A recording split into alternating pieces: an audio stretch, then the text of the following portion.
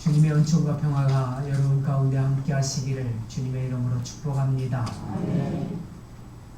사람이 변한다는 거 우리가 아무리 생각해도 참 쉽지 않아요. 근본적으로 우리 속사람이 바뀐다는 게 거의 불가능하다고 얘기하는 사람들이 많다라고 하는 걸 우리 또한 알고 있지요. 성경을 통해서 그럼에도 불구하고 변화된 사람들의 모습을 우리가 종종 보게 되는데, 베드로라고 하는 사람이 변화된 것은 어떻게 보면 기적과 같아요. 사람이 변화된다는 것, 이거는 설교를 많이 듣는다고 해서 변화되는 것도 아니고요, 기적을 많이 체험한다고 해서 변화되는 것도 아니더라고요. 만약에 설교를 많이 들어서 변화가 쉽게 될 거라고 했으면 예수님께서 더 많은 비유로 설교를 하셨을 거예요. 또 기적을 통해서 사람들이 변화될 거라고 믿었다면 더 많은 기적을 살아계실 동안 하셨을지도 몰라요. 그런데 그것 갖고 안 되는 줄 주님께서 아셨어요. 그래서 주님이 선택하신 것이 십자가였습니다. 십자가만이 사람을 변화시킬 수 있는 능력이기 때문에 그래요. 베드로, 그러면 제일 먼저 우리가 생각나는 게 뭐냐면 예수님의 12명의 제자들 중에 수제자다. 요즘 말로 말하면 반장 정도 되는 거지요. 그리고 여러 가지 일을 많이 했던 제자이지만 베드로, 그러면 지울 수 없는 생각 중에 하나가 뭐냐면 예수님을 부인하고 배반했던 거예요. 실패했던 모습입니다. 그가 가지고 있는 대표적인 실패가 뭐냐면 예수님을 3번 부인한 거예요. 예수님께서 친히 너에게 그런 일이 있을 거다라고 말씀을 하셨어요. 그럼에도 불구하고 바로 3번씩이나 예수님을 부인합니다. 3번째 부인할 때 주님이 말씀하신 대로 닭울음 소리가 들릴 그 소리를 듣고 그가 주님이 하신 말씀을 기억하며 통곡합니다. 적어도 베드로가 성령을 받기 전에 그가 한 모든 행동들은 이렇게 나약한 모습뿐이었어요. 늘 실패하는 인간의 모습이에요. 그런데 오늘 우리가 지금 읽은 이 사도행전 3장부터는 베드로의 모습이 전혀 달라져요. 전혀 다른 이야기가 시작되는데요. 오순절 성령 강림 이후에 첫 번째 베드로가 성령 받은 이후에 베드로가 한 일이 뭐냐면 오늘 본문에 나오는 성전 미문에서 벌어지는 나면서부터 걷지 못했던 사람을 일으키는 역사예요. 성전 미문이라고, 미문 아름다운 문이라고 일컬음 받는 그곳에 앉아서 구걸하던 사람, 마치 주님이 행하셨던 것 같은 그 놀라운 기적을 베드로가 지금 행하고 있어요. 나면서부터 한 번도 걸어본 적이 없는 사람, 단 한 번도 자신의 발로 걸어본 경험이 없는 사람, 사실 걸어볼 생각조차 해본 적이 없는 사람, 이 사람을 일으켰지. 걷게 하고 뛰게 하고 하나님께 찬양케 했습니다.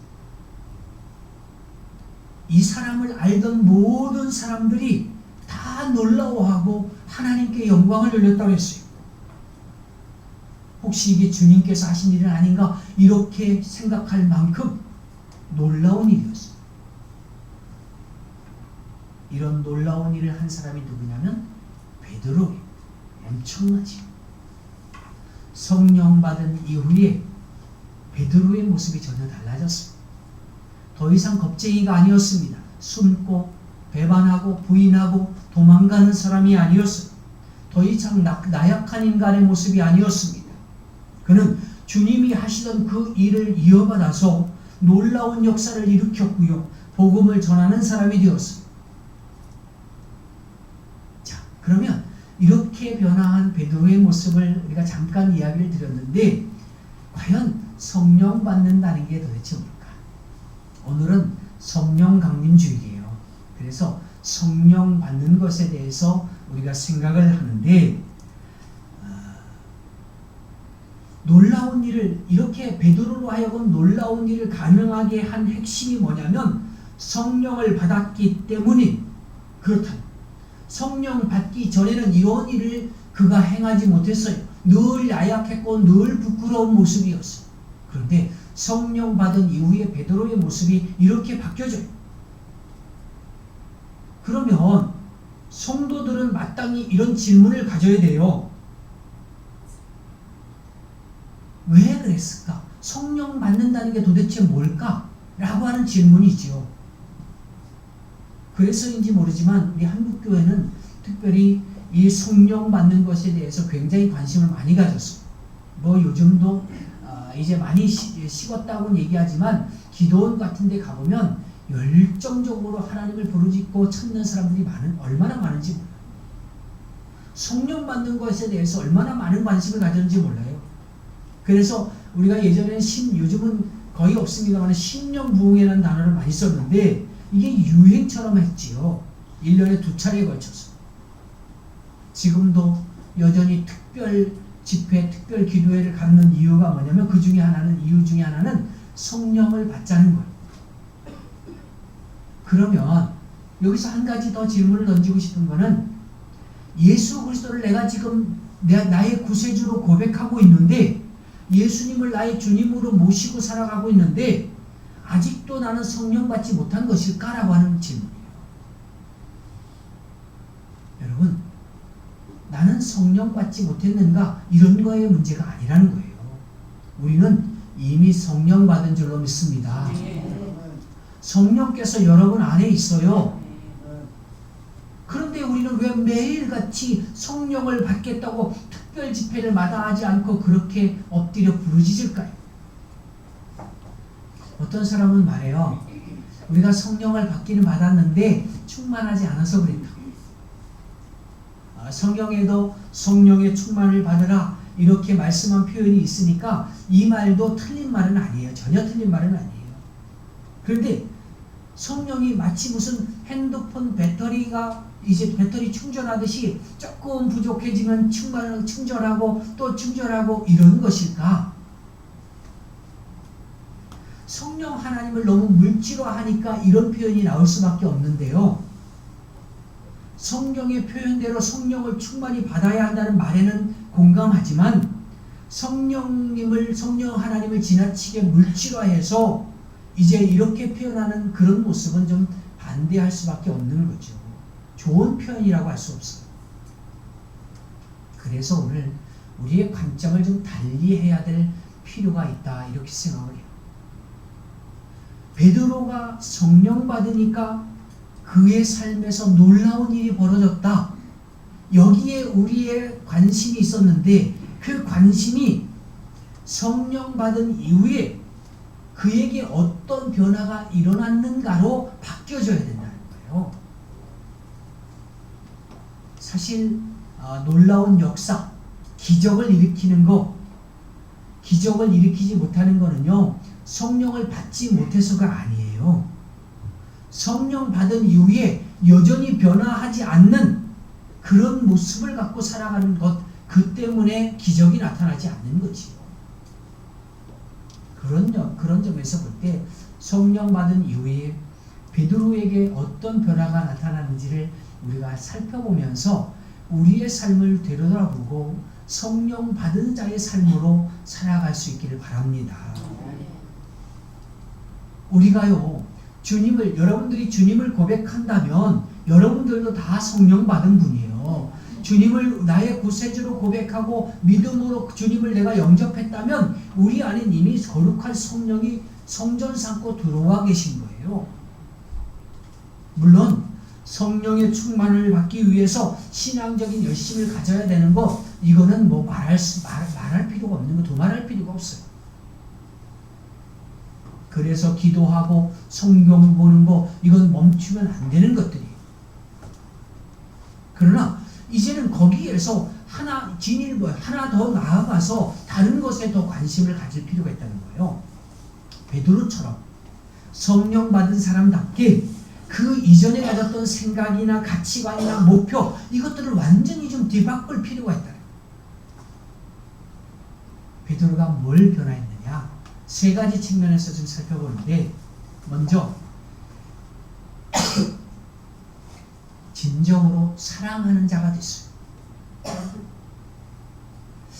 주님이 살아계실 때 사역하시는 모습을 되돌아보면 주님은 언제나 늘 한 사람을 찾으셨어요. 그 한 사람이 바로 가난한 사람이었고요. 그 한 사람이 바로 병든 사람이었고요. 그 한 사람이 바로 낮은 사람이었어요. 주님이 그 마음을 만져주지 않으면 안 되는 불쌍한 사람, 그 사람 한 사람에게 관심을 가지셨어요. 많은 대중 속에서, 관중 속에서도 늘 언제나 한 사람에게 집중하셨어요. 한 사람과 대화하셨고 그 한 사람에게 너의 믿음이 너를 구원했다 이렇게 말씀하셨어요. 주님은 그 한 사람을 결코 놓치지 않았어요. 그렇게 주님은 가난한 자, 병든 자, 낮은 사람, 주님의 도우심이 필요한 그 어떤 한 사람에게 관심을 가졌다는 거예요. 따라다녔던 제자들은 어땠을까요? 주님이 관심을 가졌던 그 한 사람에게 그 제자들은 관심이 사실 없었어요. 자신들이 무슨 대단한 일을 이룰 것이라고 이제 하는 그런 자기 공명심에 관심이 있었지 결코 가난하고 병들고 누추한 사람들에게 관심이 있지 않았다는 거예요. 그 한 사람에게 눈길을 준 적이 없어요. 한 번은 예수님께서 회당장 야이로의 딸을 고치러 가는 길에 갑자기 길을 멈추신 일이 있었어요. 그리고 그곳에서 뭘 말씀하냐면 누군가 당신의 옷자락을 만졌다는 거예요. 그러니까 그때 베드로가 뭘 얘기하냐면 아니 사람이 이렇게 많은데 옷자락 만진 일이 뭔 그렇게 대수라고 그렇게 말씀하십니까? 주님한테 그렇게 말해요. 주님은 그 한 사람에게 지금 관심이 있어서 그 사람이 주님의 옷자락을 만짐으로 이제 그의 병이 나음을 얻었는데 그 병 나은 자에게 관심을 갖고 그 영혼에게 관심을 갖기 시작하는 주님인데 베드로는 거기에 관심이 없었어요. 그게 뭔 대수라고 사람 많은데 스칠 수 있고 붙잡을 수 있고 그런 거지 뭘 그렇게 말씀하시냐고 말해요. 사실 베드로는요 야이로의 집으로 가면서 놀라운 일이 벌어질 것을 기대하고 있었어요. 그리고 그런 기적을 일으키시는 회당장이라고 하는 높은 지위에 있는 사람의 딸을 고치시는 그 기적을 일으키시는 주님과 함께하고 있다는 것이 늘 자랑스러웠어요. 주님을 찾아온 한 사람에게 관심 있는 게 아니라 자기 공명심에 들떠있는 거지요. 이렇게 베드로의 눈에는요 주님이 보셨던 그 한 사람이 보이지 않아요. 왜냐하면 항상 자기를 보고 있으니까요. 자신의 공명심이 드러나는 걸 즐기고 있거든요. 그런데 성령 받은 이후에 베드로가 달라져. 우리 아이가 달라졌어요 라고 하는 프로그램도 있었습니다만은 이 베드로가 완전히 달라지기 시작해요. 그전에 보이지 않던 사람이 보이기 시작하는 거예요. 오늘 말씀해 보니까 제9시 기도 시간에 성전에 올라가던 베드로의 이야기를 시작해요. 그런데 이 기도 시간에 올라가던 베드로의 모습은 오늘 갑자기 이루어지는 게 아니에요.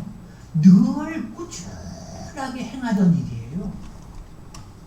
그리고 올라갈 때마다 그때마다 미문 곁에 앉아서 걷지 못하던 사람이 구걸하던 그 모습을 늘 보며 지나쳤던 장소예요. 없었던 사람이 그날따라 갑자기 생긴 게 아니에요. 기도하지 않던 사람이 갑자기 기도하러 올라간 게 아니에요. 베드로는요 늘 봐왔던 사람을 그냥 지나쳐 왔어요. 관심이 없었으니까. 주님은 보셨던 그 한 사람을 베드로는 보지 못했었어요.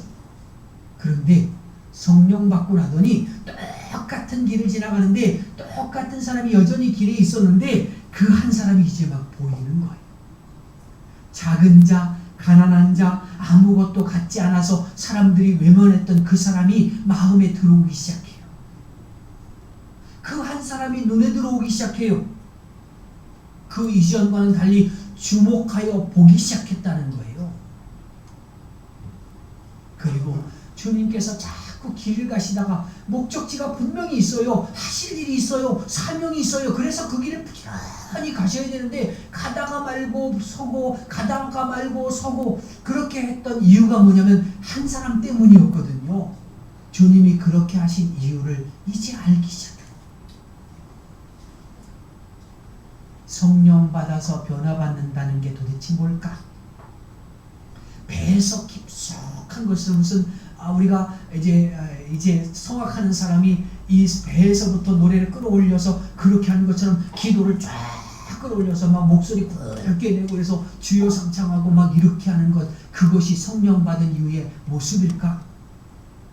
손을 번쩍 들고 콧물 흘리면서 주님을 부르짖는 것, 그것이 성령 받은 이후의 모습일까?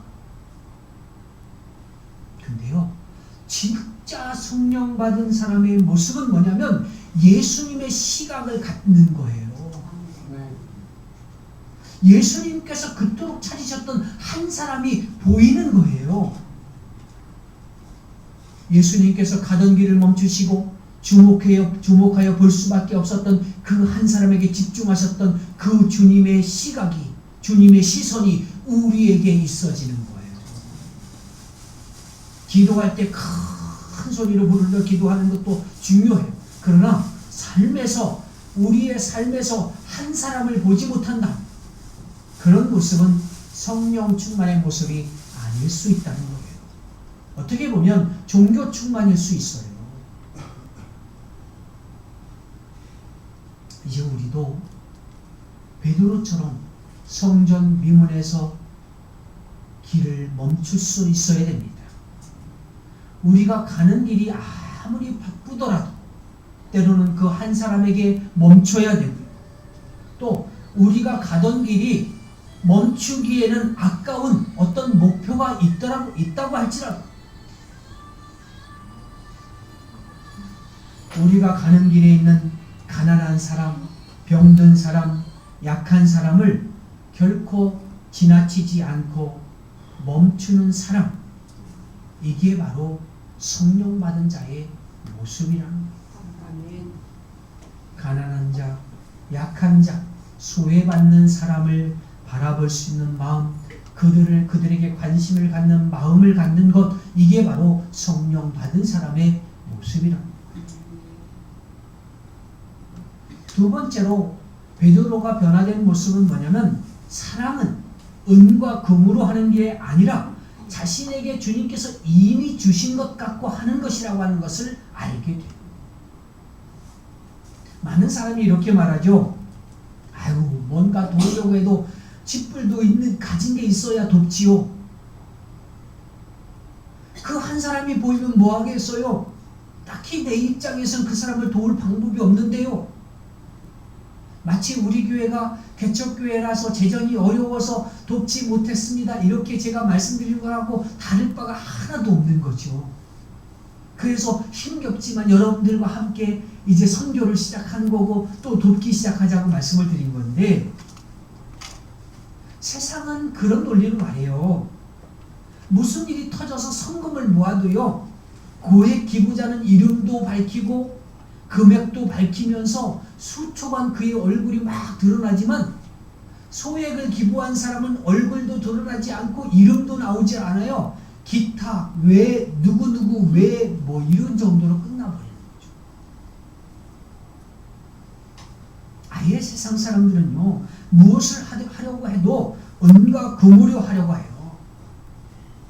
은과 금은 물질로 표현할 수도 있지만 때로는 세상 권력일 수 있고 성공과 같은 것일 수 있어요. 가시적인 눈으로 드러난 어떤 것 가지고 하려고 하는 거예요.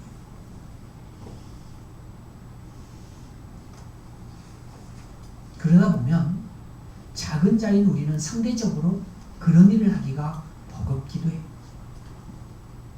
그래서 우리도 알게 모르게 뭘 좀 하려고 하면 있어야 하지 이런 생각이 먼저 드는 거예요. 그런데 나에게서 그런 마음이 나온다면 스스로에게 이런 말을 던져야 돼. 너 진짜 성령 받았니? 성령 받은 사람은 세상적인 똑같은 가치관을 갖고 그렇게 생각하면 안 된다는 거죠. 세상 사람들과 똑같은 논리에 빠져서 살아가면 당연히 나는 성령 받은 사람이 아닐 수 있다는 것을 우리는 생각해야 돼요. 베드로도 사실 전에 다르지 않았어요. 모든 것을 은과 금으로 하는 줄 알았거든요. 그래서 수없이 성전 미문을 왔다 갔다 하고 기도하러 올라가면서 내려오면서 그 옆에서 구걸하던 그 사람을 지나쳐 왔지만 한 번도 그에게 푼돈을 던져준 적이 없었던 거예요. 그냥 슬쩍 외면을 줄 게 없으니까. 은과 금이 없으니까요. 그런데 성령 받고 나더니 베드로가 달라졌어요. 그 한 사람을 주목한 베드로가 뭐라고 얘기하냐면 은과 금은 내게 없거니와 내게 있는 것, 은과 금이 아니라 또 다른 것이 자기에게 있는 게 보여지는 거예요. 주님께서 이미 자기에게 주신 것들이 있다는 거예요. 그래서 은과 금이 아니라 주님이 자기에게 준 것, 그것 가지고 하겠다.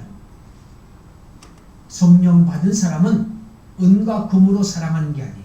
물론 여러분들 중에 여러분들에게 권력이 있다든지 물질이 있는 사람들은 그것으로 하셔야 돼요. 그러나 내게 그것이 없다면 그렇다고 해서 나는 못한다 이런 개념이 아니라는 얘기예요. 있는 사람은, 권력이나 물질이 있는 사람은 그것을 하면서 이제 자신을 드러내지 않고 왼손이 하는 걸 오른손이 모르게 하는 것이고, 또 은과 금이 없다고 해도 그 일을 못하는 것이 아니라 주님께서 이미 우리에게 주신 것들을 가지고 사랑하는 거예요. 우리는 일반적으로 크고 놀라운 것들, 대단한 것들에 대해서 관심을 갖잖아요. 그런데 오늘 이제 베드로의 이야기를 시작하면서도 성령 받고 나서 막 안전명의를 일으키는 놀라운 역사에 우리가 관심을 갖는 얘기를 시작했는데, 그러나 놀라운 일이라는 건요, 일의 크기에 있는 게 아니거든요. 큰 일을 벌였다고 놀라운 게 아니에요. 주님이 찾으시는 그 한 사람에게 나도 내 마음과 내 시선을 둘 수 있는 그 상태, 그것이 큰 일이에요.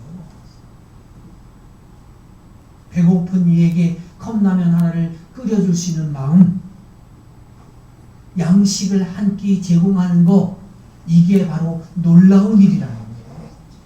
작은 일이지만 결코 작지 않아요. 그 한 끼는 그 사람에게 생명과 같거든요. 주님이 보시는 그 한 사람에게 하는 일, 그 일은 결코 작은 일이지 않습니다. 그 작은 걸 나누는 자가 바로 성령 받은 사람이에요. 그리고 한 가지를 더 첨가한다면, 그러면서 인간에 대한, 사람에 대한 예의가 있어야 돼요. 무시하는 듯한 태도로, 내가 위의 사람으로, 가진 사람으로서 이제 던져주는 태도, 그런 태도로 하지 않는 거예요. 사랑하는 마음으로 하는 거예요.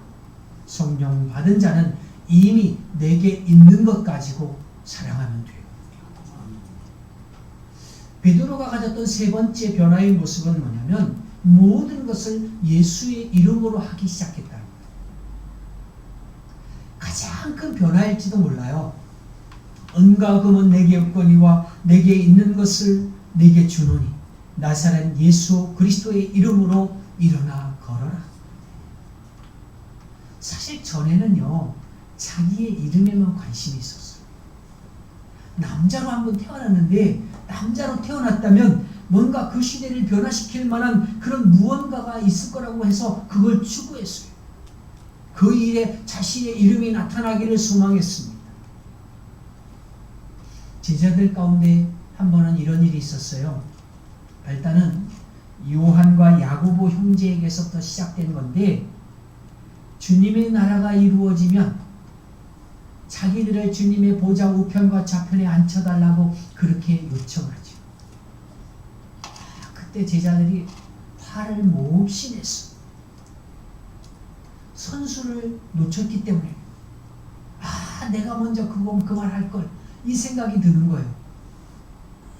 모두 다르지 않았어요. 다 똑같았어요. 성공하는데 자기의 이름이 드러나는데 관심이 있었어요.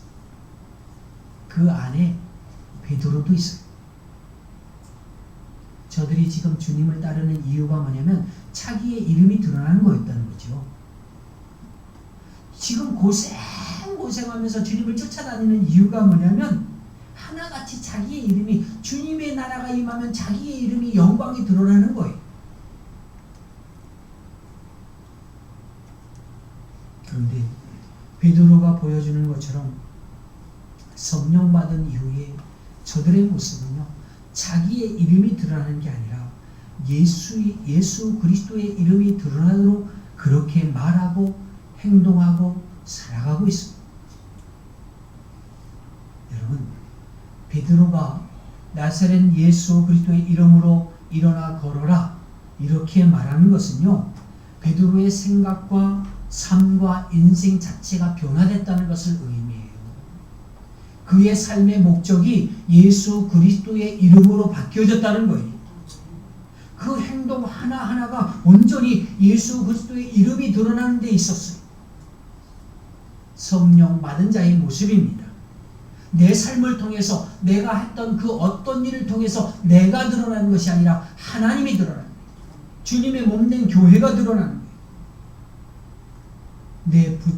내 부족함으로 인해서 온 땅에 이제 그리스도의 이름이 땅에 떨어지는 것을 이제 부끄러워하고 아파할 수 있는 그 마음을 갖는, 성령 받은 사람은요, 특별한 퍼포먼스를 하지 않아요. 성경을 갖다 놓고 두 손을 올려놓고 두 손을 넓게 펴고 그렇게 거룩한 자처럼 그렇게 기도하지도 않아요. 삶 자체가 그리스도를 위해서, 주님을 위해서 살아가는 삶이기 때문에 그 모습을 일부러 연출하지 않아도 돼요. 평소에 그런 모습을 갖추지 못한 사람이 겉모양만 그럴싸하게 퍼포먼스를 하는 거죠. 여러분들은 지금 무엇을 위해 살아가십니까? 여러분의 영광, 여러분의 성공. 성령 받은 사람은 오직 목적이 달라져요. 주 목적은 뭐냐면 주님의 이름을 온 열방 중에 거룩하게 하는 거예요. 굳이 퍼포먼스나 연출을 하지 않더라도 우리의 삶 자체가, 여러분의 삶 자체가, 생활 자체가 교회 안에서가 말하는 게 아니에요. 여러분의 가정에서, 여러분의 일터에서 삶 자체가 그리스도 때문에 살아가는 자가 되어지길 바랍니다. 네. 그런 모습은 어쩌면 하루를 시작하면서 주님의 이름을 부르면서 시작하는 모습에서부터 나타날지 몰라요. 여러분의 직장에 들어가서 먼저 문을 열고 딱 책상에 앉았을 때 먼저 주님의 이름을 붙고 잠깐 기도하는 것부터 시작될 수 있어요. 또 저녁 잠자리에 들 때 주님 감사합니다 이렇게 기도하고 잠자리에 드는 것, 이 정도일 수 있어요. 그래도 괜찮습니다. 중요한 건 24시간 내내 그 마음을 잃지 않는 것, 그것만 필요해요. 혹시 때론 잊을 수 있겠지요. 그러면 곧바로 주님, 이런 모습 내가 또 보이네요 라고 말하면서 스스로를 돌이키는 것, 그러면서 주님의 이름을 기억하면 됩니다. 성령 받은 사람은 삶 자체가 그리스도의 이름 때문에 사는 자로 바뀌어지는 거예요. 여러분, 저와 여러분의 삶 가운데 이렇게 베드로처럼 성령 받은 이후의 모습처럼 바뀌어지는 모습이 나타나기를 바랍니다. 주님이 찾으시던 그 한 사람이 여러분의 눈에도 보여지길 바랍니다. 그리고 주님이 우리에게 주신 것, 여러분에게 주신 것을 나눌 수 있길 바라고, 그리고 오직 주님의 이름으로만 사시는 여러분 되기를 주님의 이름으로 축복합니다. 그런 자에게 성령의 충만한 능력이 나타날 줄로 믿습니다. 아멘.